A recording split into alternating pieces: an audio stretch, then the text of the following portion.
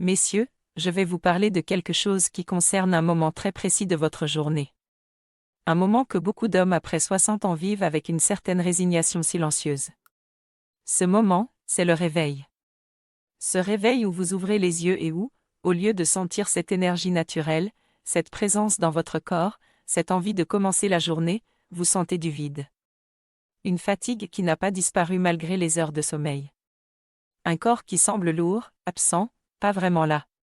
Et parfois, et je sais que c'est difficile à formuler, mais je vais le dire clairement parce que c'est mon rôle, cette absence de vigueur matinale qui était là avant, ce signe discret mais significatif que le corps fonctionnait bien pendant la nuit, et qui maintenant manque au rendez-vous. Je vois cela tous les jours en consultation. Des hommes brillants, actifs, qui ont une vie riche et pleine, et qui arrivent dans mon cabinet avec cette inquiétude silencieuse dans les yeux. Ils dorment leurs 7 ou 8 heures. Ils font attention à ce qu'ils mangent. Ils essaient de prendre soin d'eux. Et pourtant, chaque matin, ils se réveillent, à moitié. Comme si la nuit ne les avait pas vraiment récupérés. Il n'y a aucune honte à en parler. Aucune. Des millions d'hommes en France traversent exactement cela après 60 ans. Et ce que je veux vous dire dès maintenant, avant toute autre chose, c'est que ce n'est pas une fatalité. Ce n'est pas l'âge qu'il faut accepter. C'est un mécanisme biologique précis, que l'on peut comprendre, et sur lequel on peut agir. Nous allons résoudre cela ensemble, de façon simple et naturelle. Je m'appelle le docteur Sophie Laurent, urologue depuis plus de 15 ans. Et aujourd'hui, je vais vous parler d'une vitamine, une seule vitamine, dont la carence silencieuse affecte une grande proportion des hommes après 60 ans sans qu'ils le sachent. Une vitamine dont la prise au bon moment peut changer progressivement la qualité de vos nuits, de vos réveils, et de votre vigueur matinale. Et je dis bien au bon moment, parce que c'est peut-être la chose la plus importante de tout ce que nous allons voir ensemble aujourd'hui. Mais avant d'aller plus loin, laissez-moi vous poser une question. Est-ce que vous prenez déjà des compléments le matin? Des vitamines, des minéraux, quelque chose pour l'énergie? Si c'est le cas, je veux que vous entendiez attentivement ce que je vais vous dire maintenant. Parce que c'est l'erreur que je vois le plus souvent, et elle explique pourquoi beaucoup d'hommes prennent des choses depuis des mois sans vraiment en ressentir les bénéfices. J'ai un patient de 67 ans, retraité, ancien chef d'entreprise, qui avait constitué une véritable pharmacopée du matin. Chaque jour, au petit déjeuner, il avalait une dizaine de compléments différents. Des vitamines, des oméga, du zinc, du magnésium. Il avait fait ses recherches, il avait bien fait les choses en apparence. Et pourtant, il venait me voir parce que rien ne changeait. Les matins restaient difficiles. L'énergie ne revenait pas. La vigueur restait absente. Et quand je lui ai demandé à quel moment il prenait ses compléments, il m'a regardé avec surprise, comme si la question n'avait pas de sens. Le matin, bien sûr, docteur. Avec mon petit déjeuner. Et c'est là que tout s'est éclairé. Le timing n'est pas un détail. Le timing est fondamental. Et pour cette vitamine précise dont nous allons parler, le prendre le matin, c'est comme mettre de l'huile dans un moteur qui tourne à plein régime. L'huile arrive, mais le moteur n'a pas le temps de l'absorber correctement, de l'utiliser là où elle est le plus nécessaire. Alors que si vous mettez cette même huile quand le moteur est à l'arrêt, la nuit, pendant le repos, elle peut pénétrer tous les rouages, atteindre toutes les pièces qui en ont besoin, et faire son travail de protection et de régénération en profondeur. Mais laissez-moi d'abord vous expliquer pourquoi les matins sont si difficiles après 60 ans. Parce que la solution n'a de sens que si vous comprenez d'abord le problème. Votre corps, après 60 ans, est une machine de récupération nocturne. Je dis cela très sérieusement, parce que c'est biologiquement exact. La grande majorité des processus de réparation, de régénération, et de production hormonale que votre organisme accomplit, il les accomplit la nuit, pendant le sommeil. La testostérone est produite majoritairement pendant le sommeil profond. Les vaisseaux sanguins se régénèrent et se réparent pendant le sommeil. Le système immunitaire consolide sa mémoire pendant le sommeil.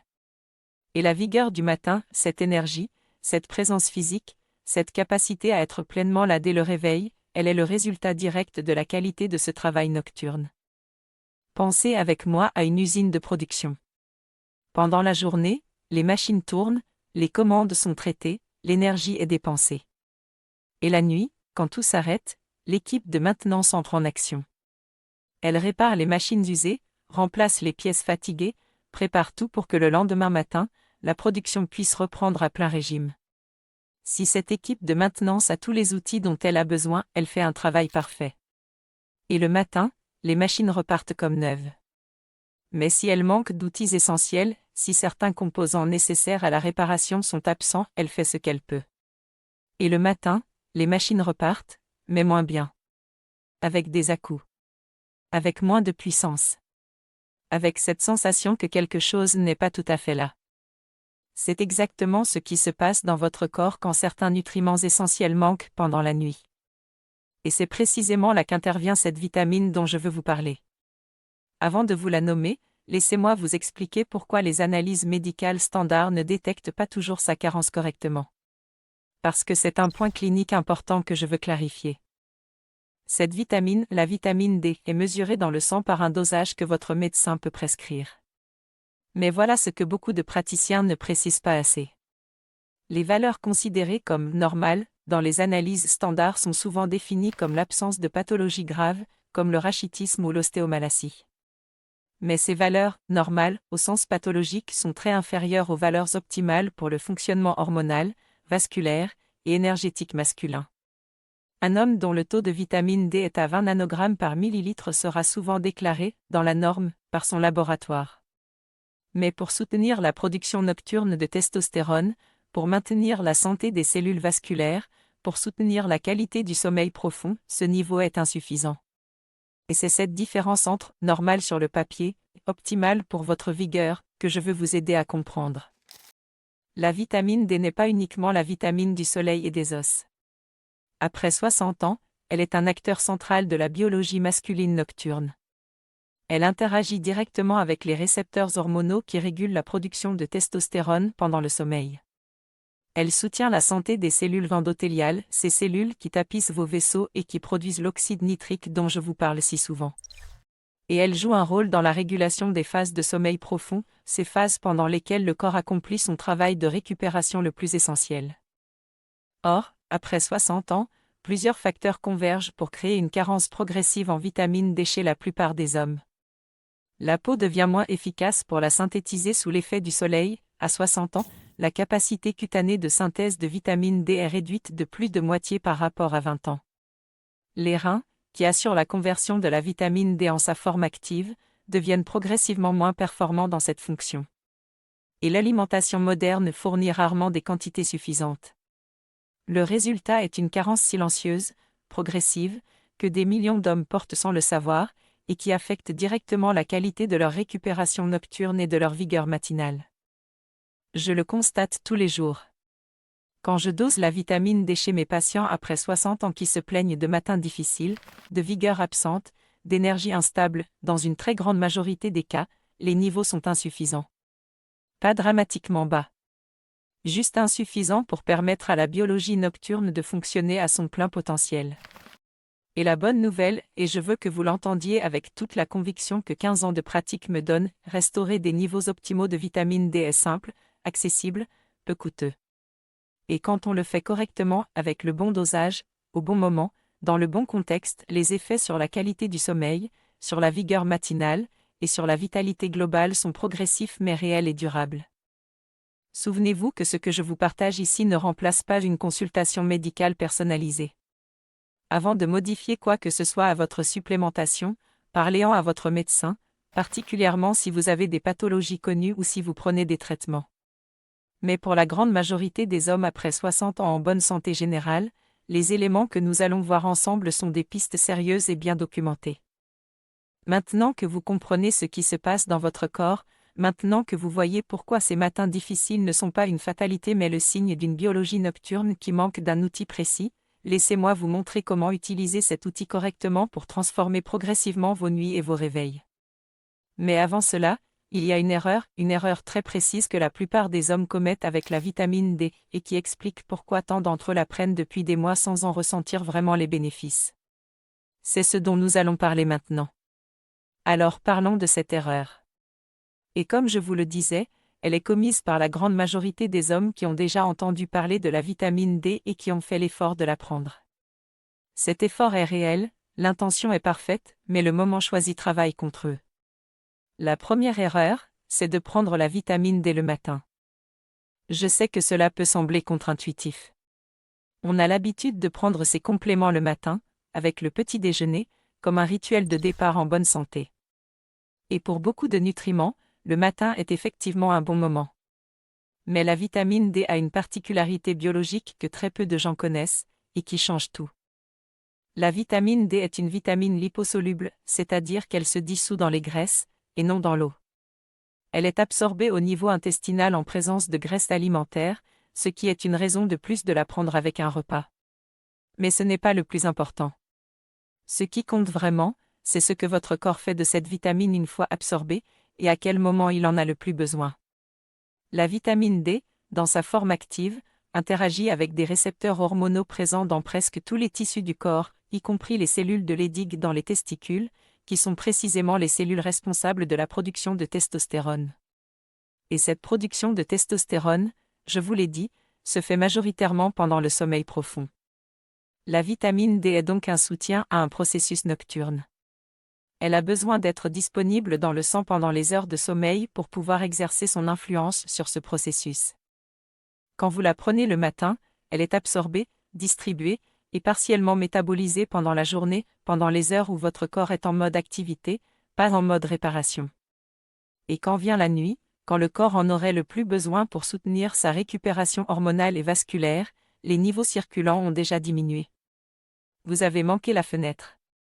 Quand vous la prenez le soir, en revanche, 30 à 60 minutes avant le coucher, avec un petit repas ou une collation légère contenant un peu de graisse pour favoriser l'absorption, elle est disponible précisément pendant les heures où le corps en fait le meilleur usage.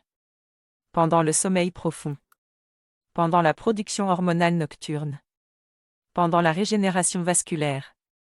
C'est mettre l'huile dans le moteur quand il est à l'arrêt, pas quand il tourne à plein régime. Ce simple changement de timing, du matin vers le soir, est souvent suffisant pour que des hommes qui prenaient de la vitamine D depuis des mois sans résultat commencent enfin à percevoir une différence. Pas du jour au lendemain. Mais progressivement, sur 2 à 4 semaines, une amélioration de la profondeur du sommeil, des réveils un peu plus clairs, une vigueur matinale qui reprend progressivement sa place. La deuxième erreur, c'est le manque de régularité. Et celle-là, elle s'applique à presque tous les compléments naturels, mais elle est particulièrement critique pour la vitamine D. La vitamine D ne produit pas d'effet aigu, elle ne fait pas quelque chose de perceptible le soir même où vous la prenez.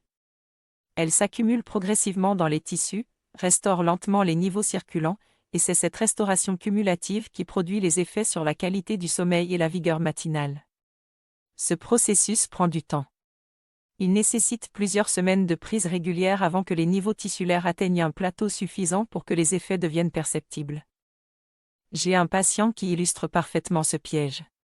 63 ans, très rigoureux par nature, mais impatient quand il s'agit de sa propre santé.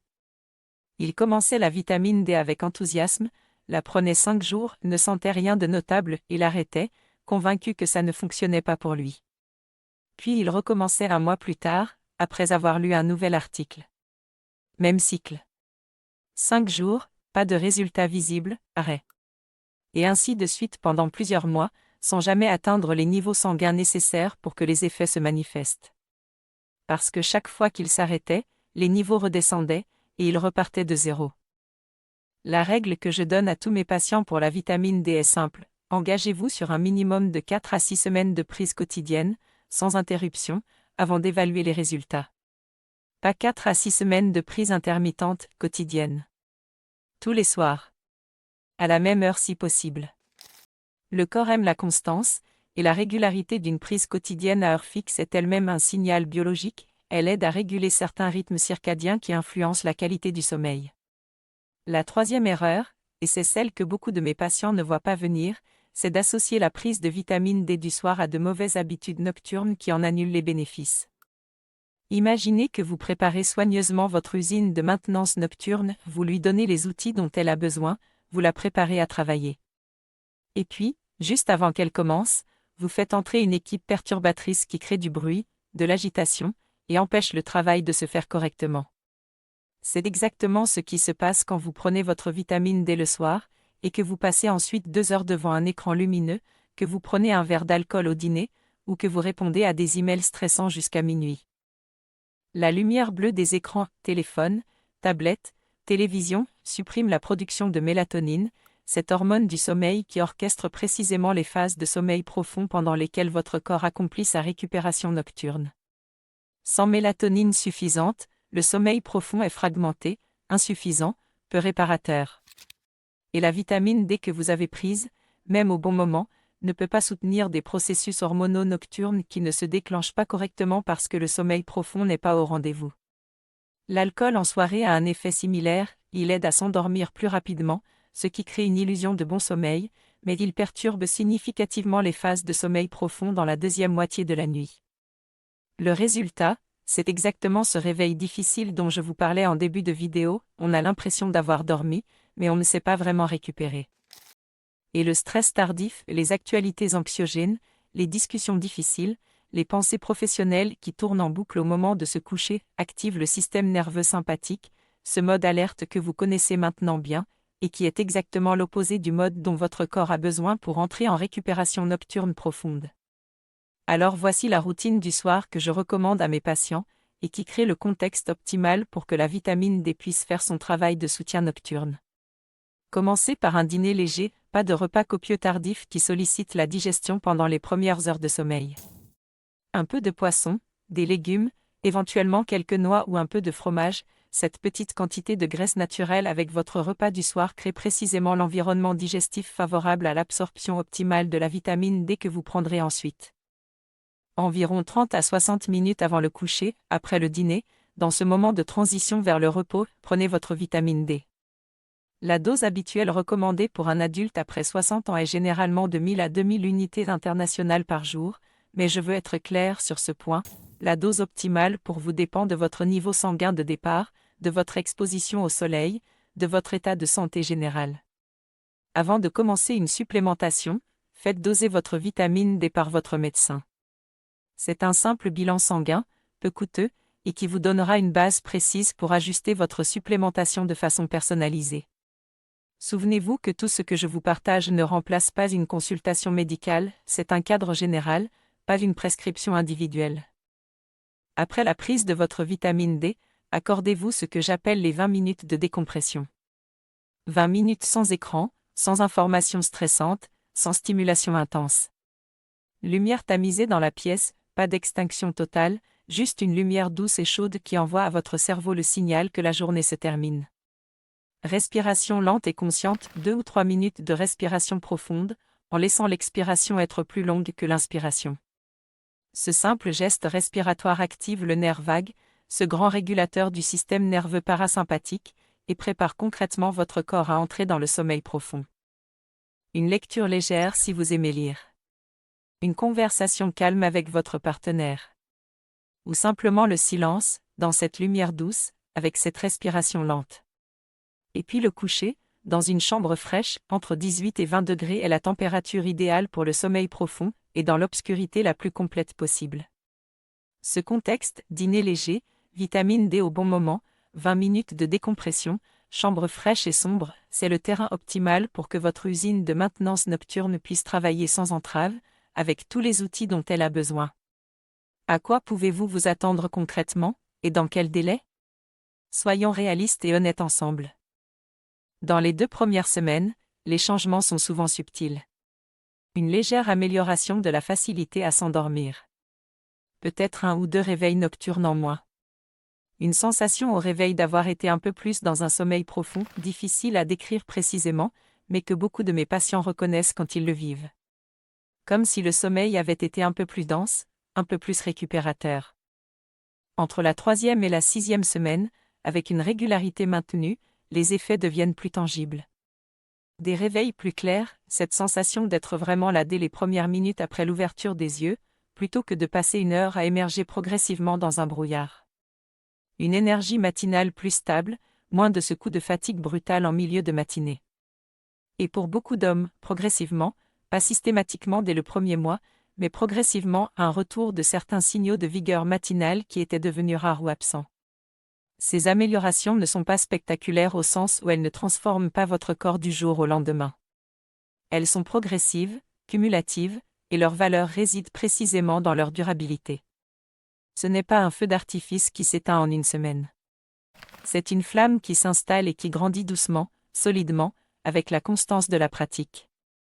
Et je veux terminer sur quelque chose d'important, quelque chose que je dis à tous mes patients qui s'engagent dans ce type de démarche. Votre corps n'est pas cassé. Je le répète parce que c'est peut-être la chose la plus importante à entendre. Il n'est pas cassé. Il est simplement moins soutenu qu'il ne devrait l'être. Il manque de certains éléments précis pour accomplir correctement son travail de récupération nocturne. Et quand on lui donne ces éléments au bon moment, avec la bonne régularité, dans le bon contexte, il répond. Progressivement, fidèlement, à la mesure de ce que vous lui offrez. Il n'y a aucune honte à vouloir se sentir vivant au réveil. Aucune honte à vouloir retrouver cette vigueur, cette présence, cette énergie qui fait que les matins ressemblent à des départs et non à des luttes. C'est une aspiration légitime. C'est une aspiration biologique.